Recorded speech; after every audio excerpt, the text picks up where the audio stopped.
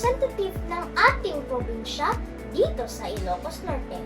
Ngayong araw, pag-uusapan natin ang isa sa pinakamahalagang programa ng PhilHealth at DOH, ang PhilHealth Konsulta, konsultasyong sulit at tama.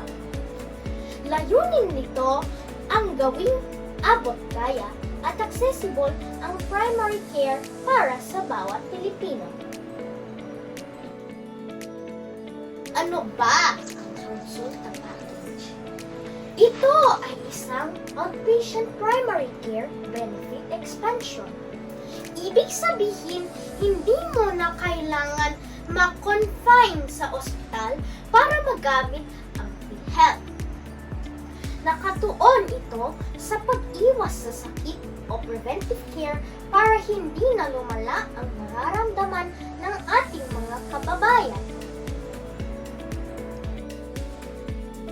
Sino ang mga benepisyaryo? Sino ang pwedeng gumamit ito? Lahat ng PhilHealth members, kasama rito ang iyong mga dependents. Basta ikaw ay rehistradong membro, may karapatan kang makuha ang serbisyong ito. Halimbawa, konsulta para sa matanda, pediatric konsulta, at registration at serbisyong medikal. Ano-ano ang mga serbisyo sa loob ng package?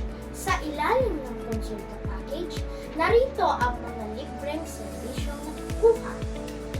Konsultasyon, pakikipag-usap sa doktor para sa check-up. Health screening at assessment, pag-check ng iyong timbang, blood pressure at lifestyle. Laboratory at diagnostic test, kasama rito ang CBC, urinalysis, fasting blood sugar at chest x-ray, base sa utos ng doktor. At libreng gamot. May mga piling gamot para sa high blood, diabetes, at asthma na kasama sa package. Bakit ito mahalaga? Bakit natin ito kailangan? Dahil ang maagang pagdetect sa sakit ay nakakaligtas ng buhay at nakakabawas sa gastos.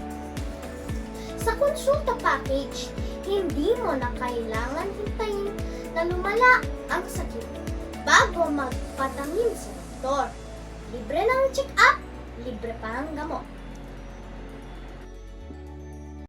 Ang PhilHealth Konsulta ay patunay na ang kalusugan ay karapatan ng lahat, hindi lang ang may kakayahan.